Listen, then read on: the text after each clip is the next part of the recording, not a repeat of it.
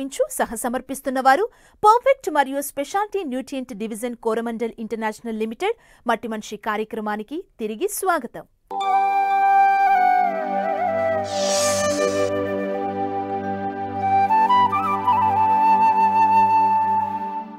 కూరగాయల్లో ఎన్నో రకాలుంటాయి. వాటి వల్ల మరెన్నో ప్రయోజనాలుంటాయి. ముఖ్యంగా మన్యంలో లభించే వెదురు కొమ్ముల కూర గురించి ఎప్పుడైనా విన్నారా?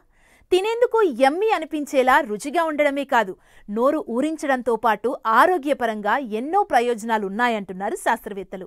అలాంటి వెదురు కొమ్ములను సేకరించి అమ్ముతూ ఉపాధి పొందుతున్నారు అల్లూరి సీతారామరాజు మన్యం జిల్లా ఆదివాసీలు.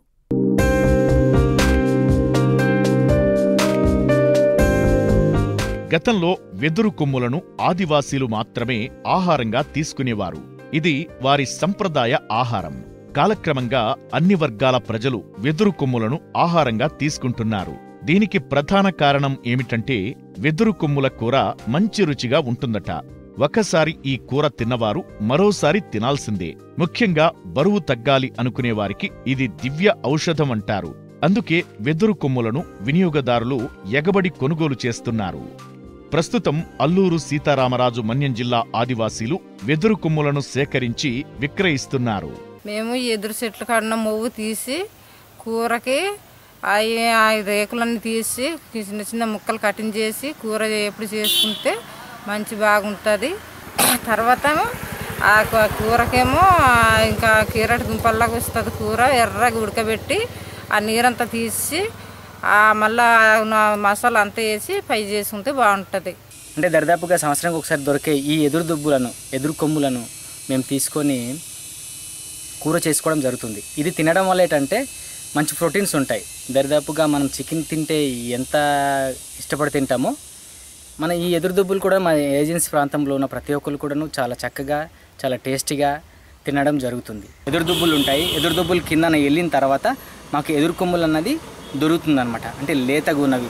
అది మొదటిగా మొదల్లో ఉంటాయి. ఆ మొదల నుండి ఇరిపి తీసుకొచ్చిన తర్వాత దాన్ని ఏం చేస్తామంటే పై తొక్కలు తీసిన తర్వాత పై తొక్కలు తీసి లేతవి ఏవైతే ఉన్నాయో ఆ లేత సున్నితమైన ఆ లేతవే కట్ చేసుకొని తర్వాత మనము వంట చేసుకోవడం అనేది జరుగుతుంది. ఆదివాసీల సంప్రదాయ ఆహారమైన వెదురు కొమ్ములు సీజనల్గా మాత్రమే దొరుకుతాయి. వెదురు కొమ్ములు అత్యధిక పోషక విలువలు కలిగిన ఆహారం. ఈ కొమ్ములు పోషకాహార లోపం, రక్తహీనత కలిగిన వారితో పాటు గర్భిణీలు, బాలింతలకు ఇది మంచి ఆహారం. అయితే ఉడికించి మాత్రమే వండుకుని తినాలని శాస్త్రవేత్తలు సూచిస్తున్నారు. వెదురు కొమ్ములు అనేవి ఎవ్వరికీ తెలియదండి. ప్లెయిన్ ఏరియాలో అంటే కింద ఉన్న అంటే ట్రైబల్ ఏరియాలో మాత్రమే వెదురు కొమ్ములు, వెదురు బ్యాంబూ స్టిక్స్ అని అంటారు.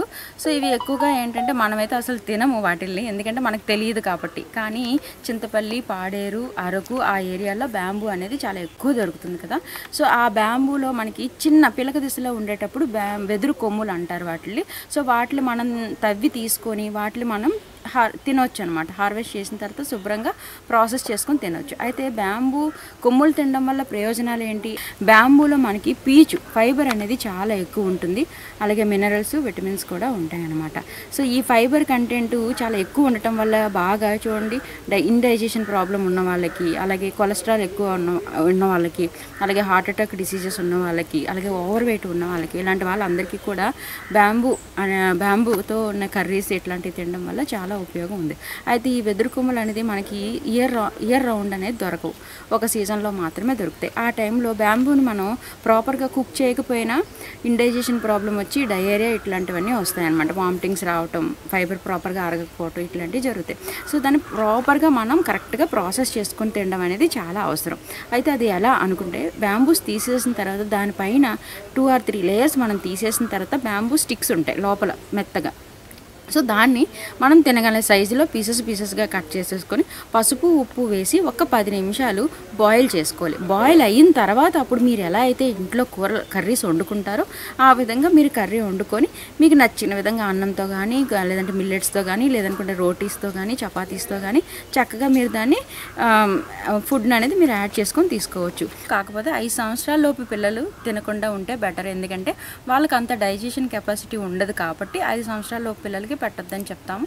సో అబోవ్ ఉన్న వాళ్ళకి పెట్టచ్చు, చక్కగా తినొచ్చండి. సో ఇది కూడా మనకు ఒక మంచి హెల్దీ ఫుడ్ అనమాట. And high fibre, rich protein and vitamins అనేవి ఉంటాయి కాబట్టి దీన్ని కూడా మనం మంచి డైట్గా యాడ్ చేసుకోవచ్చు.